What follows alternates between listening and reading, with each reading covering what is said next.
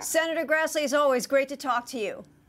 Well, thank you very much for keeping this issue alive and making sure it's not a political issue like holders accusing us of doing. No, but there's new revelations every day, and you have a memo from an ATF special agent stationed in Phoenix who put together a memo about Fast and Furious. And all indications, as I understand, is that it confirms that the DOJ did know the information they sent you in that February 4th letter was false. Tell us about this memo.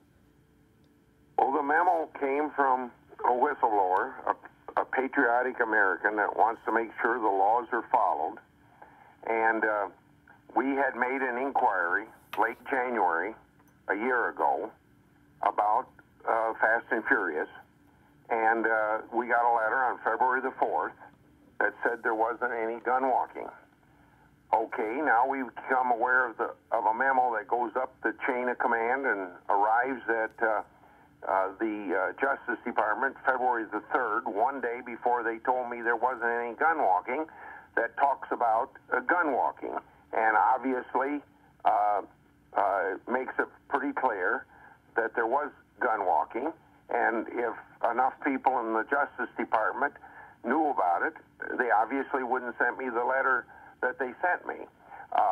So what we want to know, and my inquiry of the Attorney General is, who knew that this memo existed? Mm-hmm. Because if somebody that was involved in writing the letter to me denying gun walking, then it's further evidence that we've been lied to. Mm-hmm. And the significance is that this memo was sent out, as you said, the day before the February 4th letter. Yes. For people who don't understand, what's the significance of that? Well, the significance of it is if people that were involved in writing the letter to me on February the 4th denied that there was any gun walking, which the letter did deny, then if this memo existed and they knew about it, then how come did they write me a letter saying that there was no gun walking? In your mind, is this memo more evidence of a major cover-up? The longer this goes on, and this memo particularly leads me to believe that there's a cover-up, and why. And also makes me more exasperated all the time that I hear Attorney General accusing the House of Representatives of just having the investigation and the contempt citation about the subpoena to political to get him or to get the president, bring it up just before the election. They know that I've been working on this since January 2011. They know that I do equal opportunity oversight. It doesn't matter whether we have a Republican president or a Democrat president, and I've done more investigating under Republican presidents than Democrat presidents, that I don't do it for political purposes. So I resent very much Holder saying that I'm doing this for political purposes. And all indications are that the substance of this memo really set off a lot of alarms and, as you note, created quite a stir. Yeah, and so why did we get the letter? Why did it take them 9 months to admit that they lied in their letter to me? Because the ATF planned to put a panel together to address the allegations. But as you note, somebody within the DOJ suppressed that idea. Yeah, they probably, they knew that there was gun walking. They knew that it was a hot thing. They knew that it was connected with the murder of Brian Terry, the Border Patrolman, and all of it would make the Justice Department look bad. And your investigators asked the agents about padding stats, and he said he didn't know of any wide-scale effort, I'm quoting, to skew statistics, but he did want to know why his group supervisor had asked him to trace firearms that had not been recovered. What does that say to you?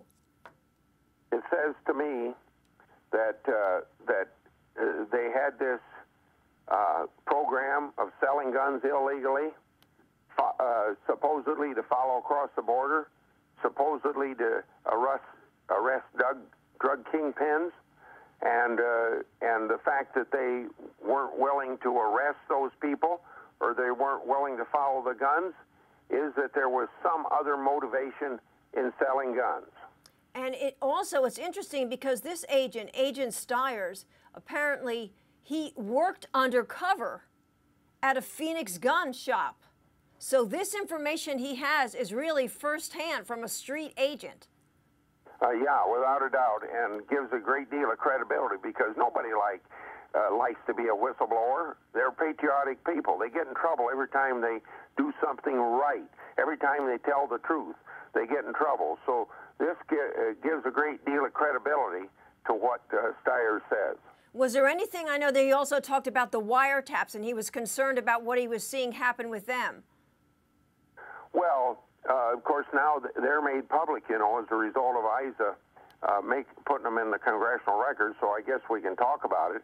But there again, we know that there was communications about wiretaps. We know that the head of the ATF at that particular time was telling people higher up that they shouldn't be telling Grassley anymore that the gun walking didn't exist, et cetera, et cetera. But nobody listened to him even. So you have said to Eric Holder, you've sent him a letter, you said, I want information about all this, about this memo by July 17th. And I got to ask you, do you really expect that you're going to get it, considering that this administration has already made clear they do not plan to move forward with the contempt charges against the Attorney General? They aren't going to listen to Senator Grassley. They may not listen to very many members of Congress.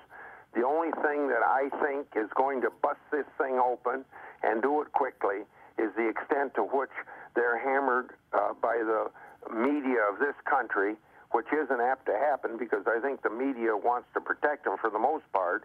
But this has to become a big, big cover-up, similar to what Watergate did, if this is going to get solved before the election. So you said to him, I want the information by July 17th, but you don't expect you're going to get it. I'd be surprised if I did, but, you know, it's my job to try to do as best I can, even against all obstacles that we're getting, all stonewalling we're getting, to carry out my job of checks and balances on the executive branch of government, and that's called oversight, and I guess I'm going to continue until I get the answers. So from what you're saying, Senator, this 3-page memo from this agent, Agent Stiers, would have tipped DOJ officials about what had actually happened in Fast and Furious. Yeah, if they had read that on February the 3rd, they never would have sent the letter to me of February the 4th denying that there was gun walking. In fact, they would have had to send a letter to me saying that there was gun walking. Mm-hmm. All righty, well, thanks for your time. And as you said, you guys are fighting this fight, and I know we all want answers, and I know the family of Brian Terry wants answers. And let's just hope someday, as you said, sooner the better, we get those answers. And I don't think it's going to happen anytime soon. Thanks so much, Senator. Thank you.